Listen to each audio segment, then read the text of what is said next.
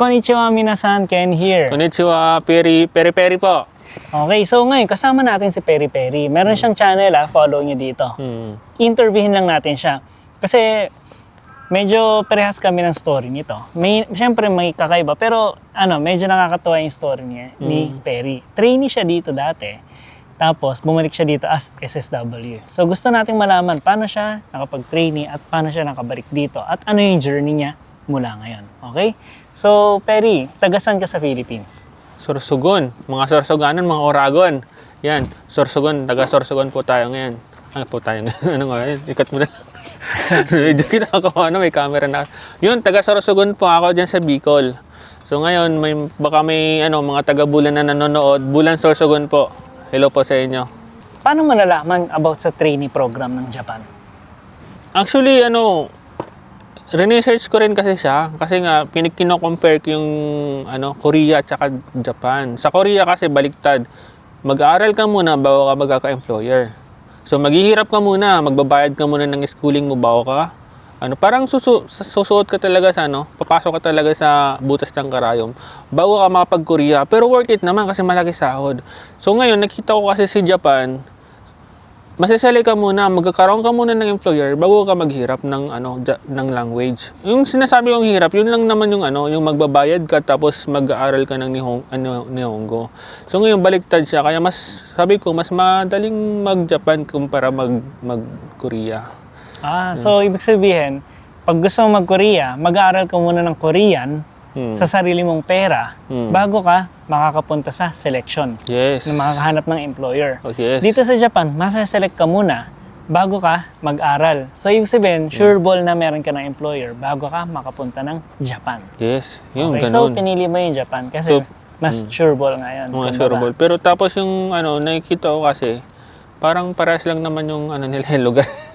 Alam mo yun, tapos singkit, tapos mabuti, tapos yung yung mga bahay, parang parehas. Pero yung modern na mga bahay ngayon ng Hapon, iba na compared sa dati.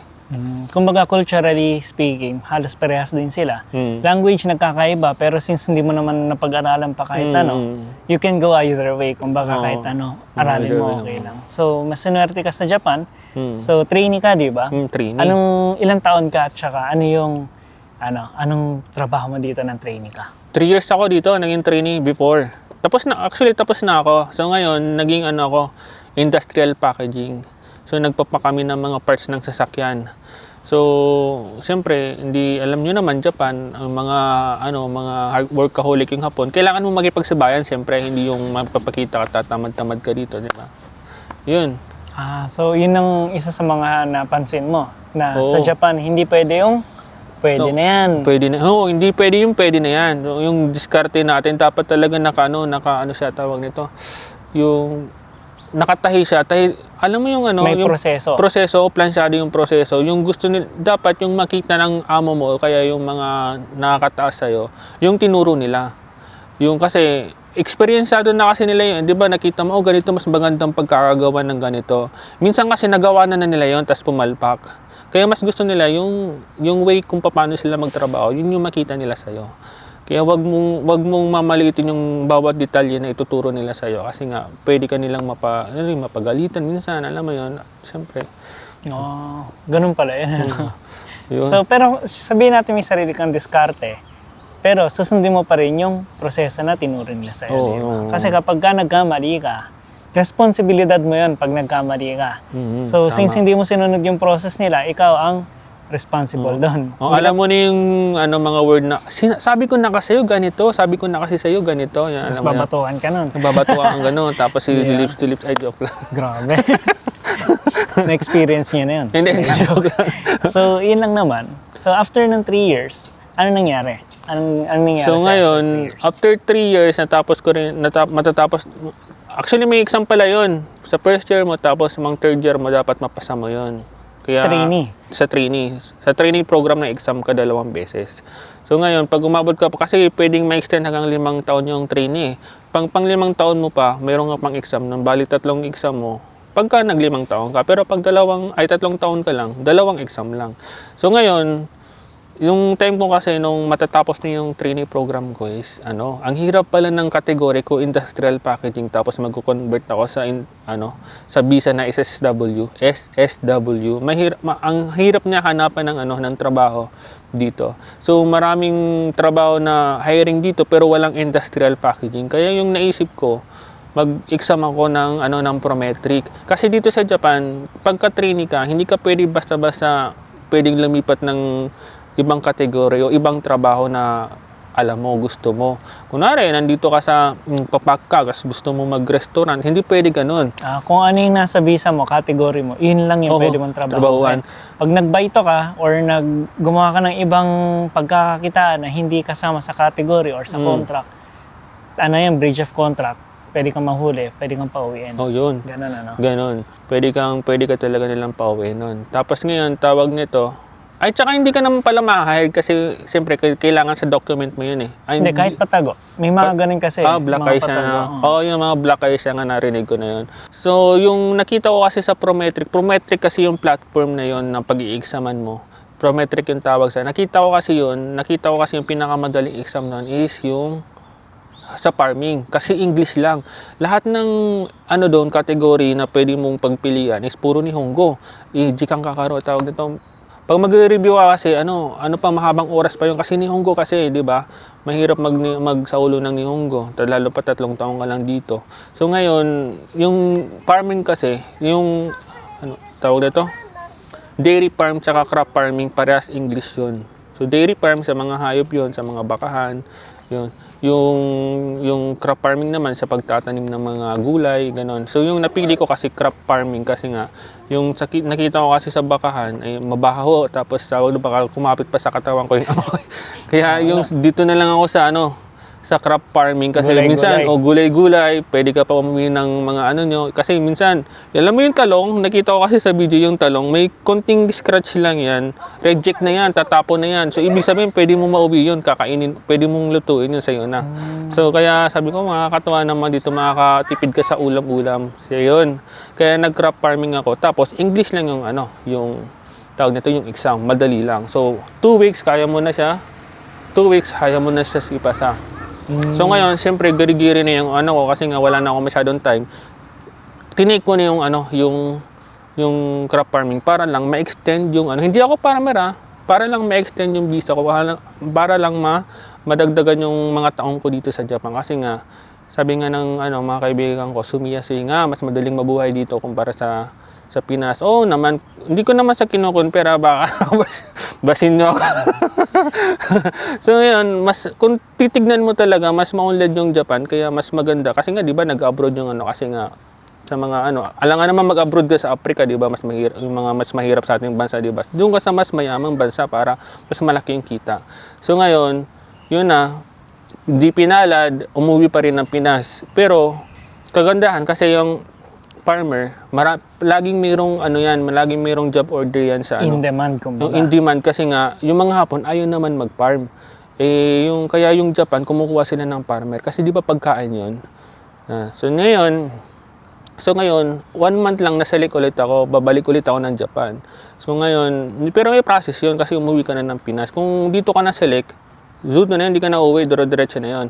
So ngayon, nung nabot ako ng 8 months, nung pagbalik ko dito, farmer ako, nagulat ako kasi nung trainee mayroong allowance.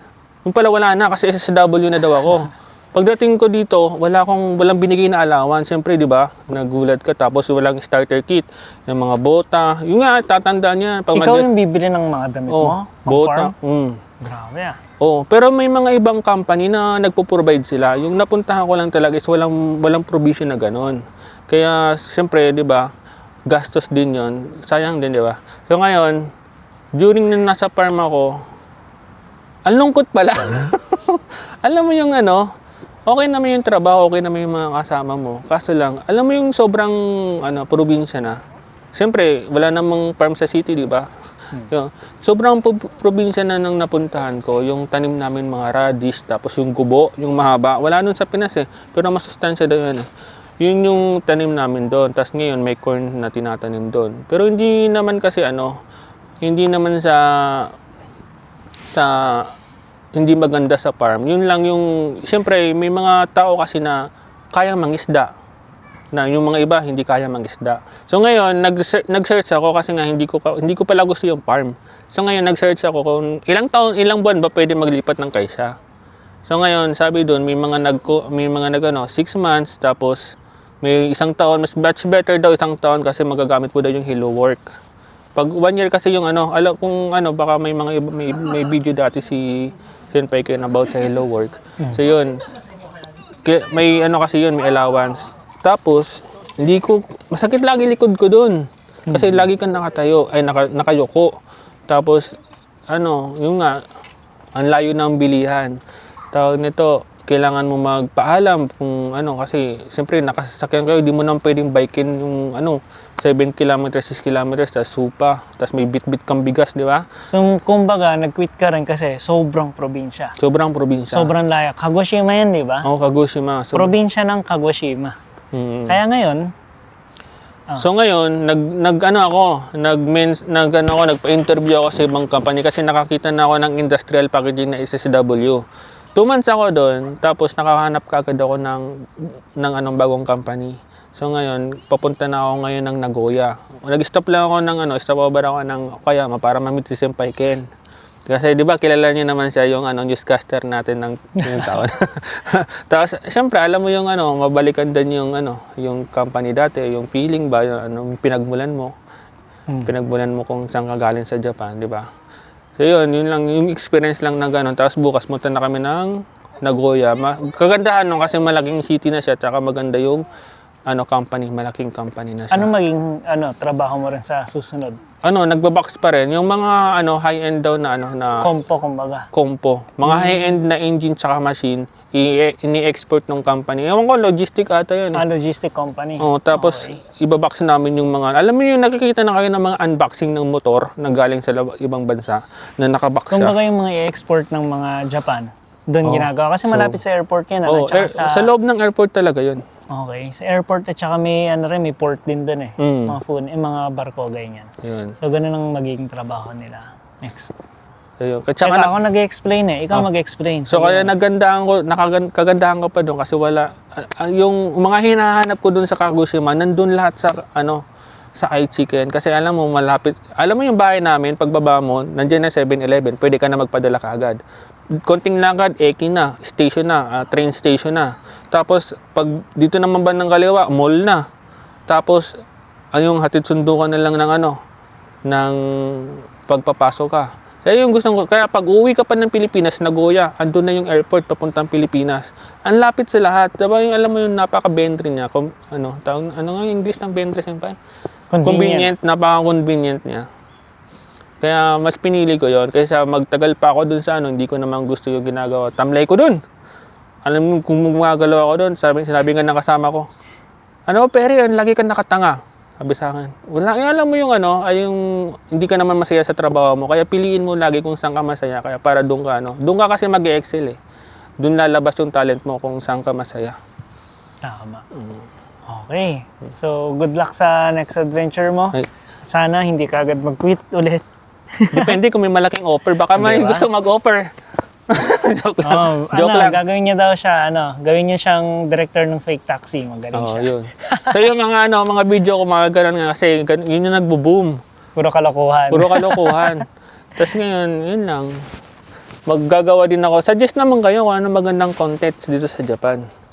Kasi marami na kasi gumagawa ng daily life eh. Pero gusto ko rin gawin pag nakabili na ng mic.